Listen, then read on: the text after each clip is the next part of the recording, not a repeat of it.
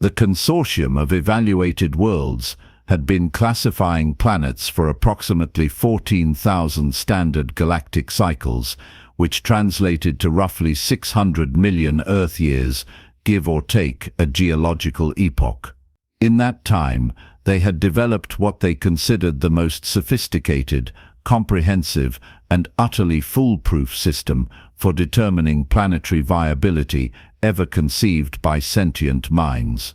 They had 17,000 categories, subcategories numbered in the hundreds of thousands.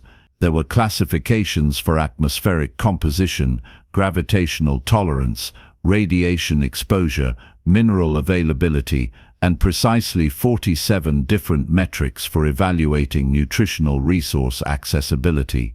The system was so thorough, so exhaustively detailed, that it had its own bureaucratic department dedicated solely to creating new subcategories for situations the previous 46,000 subcategories had failed to anticipate. The consortium was, in short, very proud of itself. And like most organizations that had spent millions of years perfecting their methods, they had developed a particular blindness to the possibility that their methods might be, to use a technical term, completely and utterly wrong. Planet XR 7741 sat in an unremarkable corner of an unremarkable spiral arm, orbiting an unremarkable yellow star with the kind of quiet mediocrity that made surveyors yawn. 3 separate evaluation teams had visited over the course of 2 centuries. 3 separate reports had been filed. 3 separate conclusions had been reached, and they all agreed with the sort of harmonious certainty that should have made someone suspicious. Nutritionally barren, the first report declared. Surface vegetation consists primarily of toxic calcium storage nodules and silicon-reinforced fibrous matter. No edible compounds detected within standard parameters. Fauna limited to silicon-based decorative organisms and subsurface invertebrates, the second report added. Protein structures incompatible with known digestive processes. Recommend classification, non-viable for biological settlement. Confirmed non-viable, the third report concluded with the satisfied finality of a stamp-hitting paper. Water present but nutritionally irrelevant. Atmosphere breathable but calorically unsupportive. This world cannot sustain complex life requiring external nutrition. Classification, Baron 7, Subtype Omega. Do not colonize. The planet received its official designation, was logged into the great database of evaluated worlds, and was promptly forgotten by everyone who mattered. Which was unfortunate, because someone had neglected to inform the humans. The colony ship Persistent Optimist was not a vessel that inspired confidence through its name. It had been christened by a committee, which explained everything. The ship was old, patched in 17 places, running on engines that engineers described as functional, in the same tone doctors use when they say a patient is stable. It carried 847 human beings who had signed up for what the colonial administration had cheerfully described as a new beginning on an untouched world. Untouched was technically accurate. No one had wanted to touch it. The Persistent Optimist had been given XR 7741 because it was available, because the colonists were not particularly wealthy or politically connected, and because someone in the colonial administration had a sense of humor that could only be described as malicious. The official documentation mentioned nutritional challenges in the same paragraph as tremendous opportunity, which was bureaucratic poetry of the highest order. Commander Thrixis of the Veloxy Observation Corps received her assignment with the particular enthusiasm of someone being asked to document a slow-motion disaster. The Veloxy were insectoid, methodical, and possessed of a worldview that regarded deviation from established procedure as somewhere between heresy and mental illness. Thrixis had mandibles that clicked when she was annoyed, which meant they clicked more or less constantly. Another human observation, she said to her assistant Quelm, who was younger, more optimistic, and therefore more irritating. They will land, they will realize there is nothing to eat, and they will request emergency evacuation within one standard cycle. We will document their failure, file our report, and return to actual productive assignments. Quelm's antenna twitched in what might have been doubt. The humans have surprised other observation teams before, Commander. The humans, Thrixis replied with the patience of someone explaining reality to a child, are an aberration that the galaxy has not yet corrected. They survive through luck and stubbornness, neither of which are sustainable strategies. This world has been classified by 3 separate surveys. There is nothing here, they will fail. We will watch. This is the natural order. She set up the monitoring station on a ridge overlooking the designated landing zone, calibrated her instruments, and settled in to watch the inevitable unfold. The persistent optimist landed with more grace than its appearance suggested, which was a low bar but still worth noting. The cargo bays opened, humans emerged blinking in the amber light of their new sun, and immediately began doing what humans always did, talking too loudly, pointing at things, and forming committees to discuss the pointing. Thrixis observed them through her scopes, clicking her mandibles with rhythmic disapproval. They seemed confused but not panicked, which she found concerning. Panicked would have been appropriate. Panicked would have indicated they understood their situation. This calm milling about suggested either profound ignorance or profound stupidity, and she was not certain which was worse. Among the 847 colonists moving about the landing site, one figure caught the attention of the observation equipment, not because she was doing anything dramatic, but because she was doing something different. While others set up habitat domes, calibrated equipment, and held meetings about holding future meetings, a woman walked away from the camp. She was perhaps 50 standard Earth years, with the kind of weathered skin that suggested long exposure to unforgiving elements. Her clothing was practical to the point of gracelessness. She carried a stick, which was not standard colonial equipment, and she used it to poke at the ground as she walked. "What is she doing?" Quelm asked, adjusting the scope. "Irrelevant behavior," Thrixis replied. "Humans often engage in purposeless activity. It is a species characteristic." But she watched anyway, because the woman moved with purpose, even if Thrixis could not identify it. She walked the perimeter of the landing zone, poking, prodding, occasionally kneeling to examine something. Her face held an expression that Thrixis had seen before on human faces, but never learned to interpret correctly. It was the expression of someone looking for something they expected to find. The woman stopped. She knelt.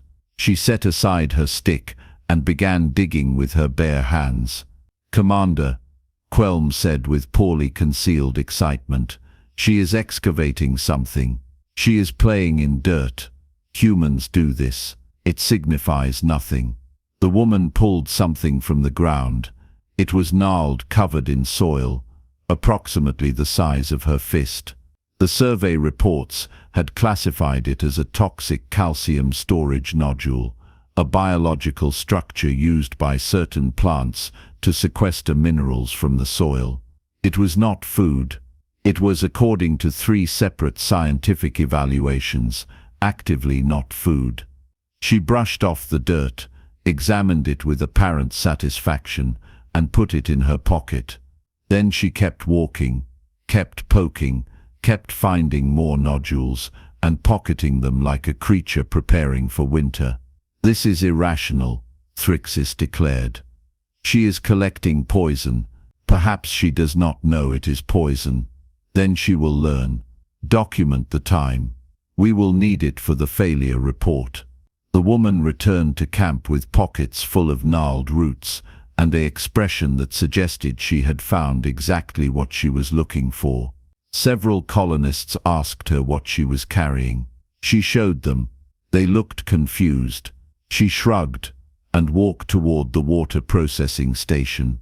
What followed was an exercise in what Thrixis would later describe in her report as systematic irrationality. The woman took her collected nodules, washed them thoroughly, and began processing them with the kind of methodical attention that suggested either expertise or insanity. She peeled them, revealing pale flesh beneath the rough exterior. She cut them into smaller pieces. She placed them in water and boiled them, then discarded the water. She boiled them again, discarded that water too, boiled them a third time, and this time she kept the result. She is attempting to remove the toxins, Quelm observed with what sounded like admiration. She is wasting water and time. The calcium compounds cannot be processed by human digestion. This is established science. But other colonists had gathered now, watching the woman work. They asked questions. She answered with few words and many demonstrations. She mashed the boiled roots into a paste, added a small amount of salt from the colony supplies, and formed the result into a small cake. Then she ate it. Thrixis made a sound that her species used to express horror. She is poisoning herself. Document the time of ingestion. We will need it for the medical failure section of the report. They waited. The woman did not collapse. She did not show signs of distress. She chewed thoughtfully, swallowed, and reached for another piece. It is not immediate poison, Kelm suggested. Delayed toxicity. She will suffer within hours. Hours passed. The woman did not suffer. She went back out with her stick, found more roots, and processed them the same way. Other colonists tried her preparation. They made faces that suggested the taste was not pleasant, but they did not die. They did not even become ill. By evening, the colonial kitchen was boiling roots, and the survey report's classification of toxic calcium storage nodule had been unofficially renamed tuber, by people who had apparently decided that 3 expert evaluations were less relevant than one woman with a stick. Thrixis spent that night recalibrating her instruments, certain they must be malfunctioning. The next morning, the woman was walking again. This time she did not carry a stick. She carried a net.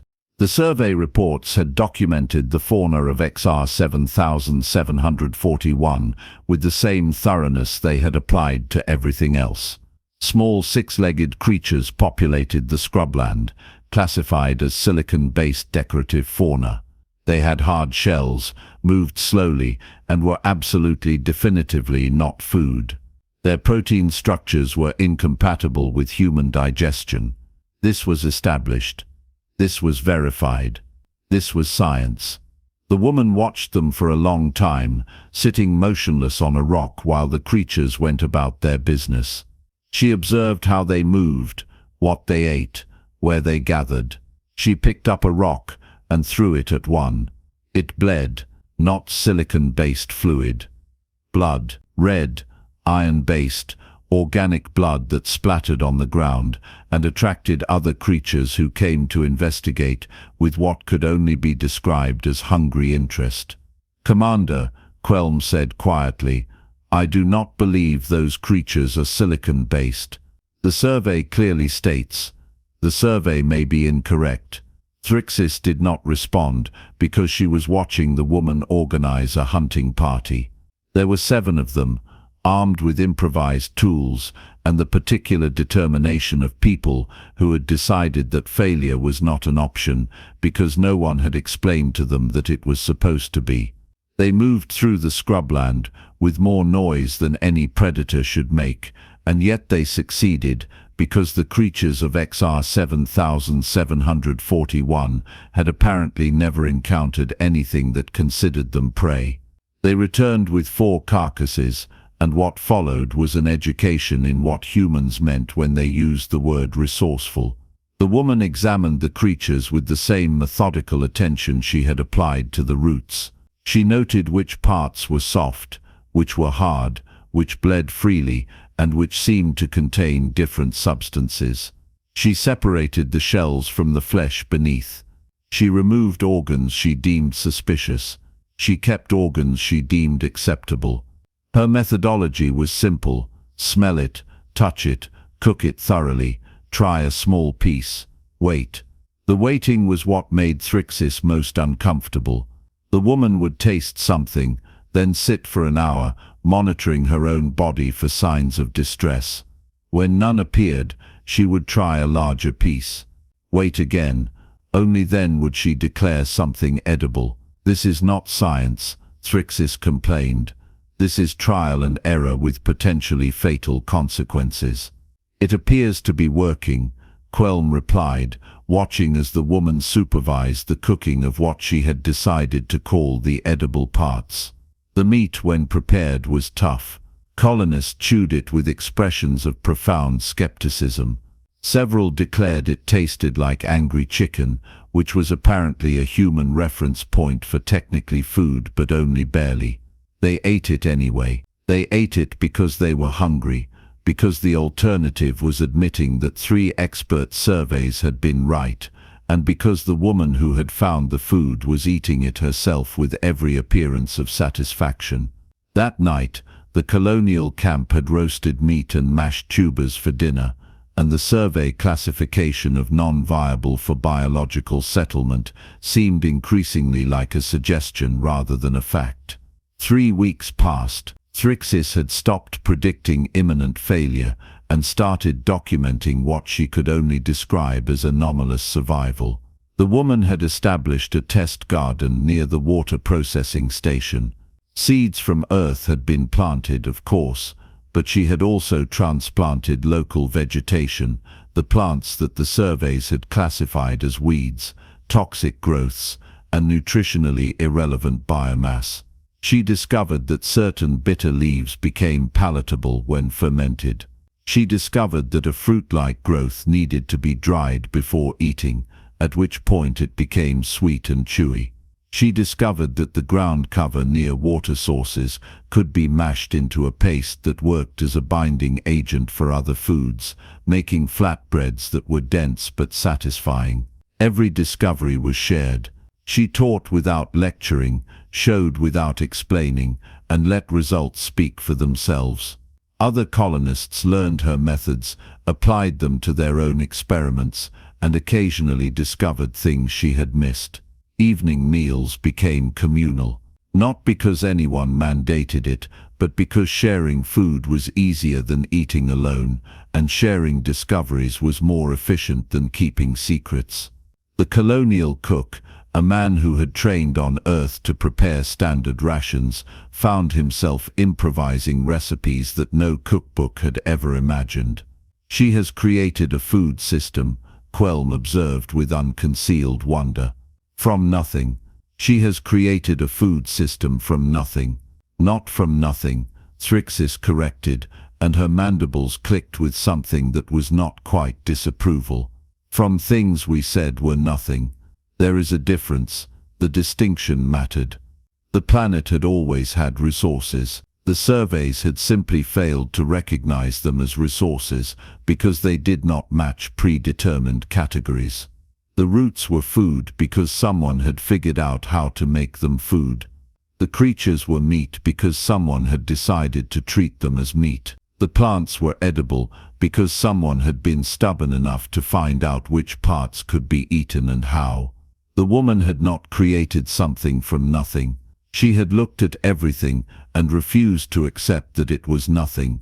1 month after landing, the colony held its first feast. The term feast was perhaps generous. The food was not gourmet by any standard. The roasted meat was still tough. The tubers still required extensive processing. The fermented greens had an aftertaste that several colonists described as ambitious. But it was food, all of it, gathered and processed and prepared from a world that had been officially certified as incapable of supporting them. 847 people gathered in the central clearing between habitat domes.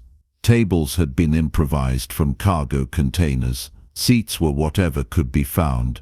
The serving dishes were laboratory equipment, repurposed for culinary use. The woman sat in the middle of it all, not at any head table, not in any position of honor. She sat with everyone else, ate what everyone else ate, and when someone asked her how she had known to look for food where others saw nothing, she gave an answer that would later be quoted in 17 different academic papers about human survival psychology. "Hungry people look harder," she said. "And I have been hungry before." It was not profound.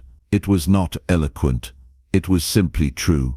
Around her, colonists ate and complained about the taste. They made jokes about the texture. They compared the meal unfavorably to foods they remembered from Earth, foods they might never taste again. But they ate, and they laughed while eating, and somewhere between the tough meat and the dense flatbreads, they realized something that changed everything. They were going to survive. Not because anyone had rescued them, not because the surveys had been wrong about everything. They were going to survive because one woman had walked out with a stick, poked at dirt, and refused to accept that nothing meant nothing. Commander Thrixis filed her observation report 3 days after the feast. It was, by Veloxy standards, a disaster of a document. Observation reports were supposed to confirm predictions, validate classifications, and reinforce the established order of things. They were not supposed to raise uncomfortable questions about the fundamental assumptions underlying 14,000 cycles of planetary evaluation. She wrote it anyway. Subject Planet XR 7741, classified Baron 7 Subtype Omega by 3 independent surveys, has sustained a human colony of 847 individuals for 1 standard month without external nutritional supplementation. Colonists have identified and processed multiple food sources from materials classified as non-edible, toxic, or nutritionally irrelevant by standard evaluation protocols. She paused, mandibles clicking in the silence of the observation station. The surveys were technically correct. By established metrics, the planet contains no food. The humans did not find food. They made food. They looked at toxic roots and processed them until they were not toxic.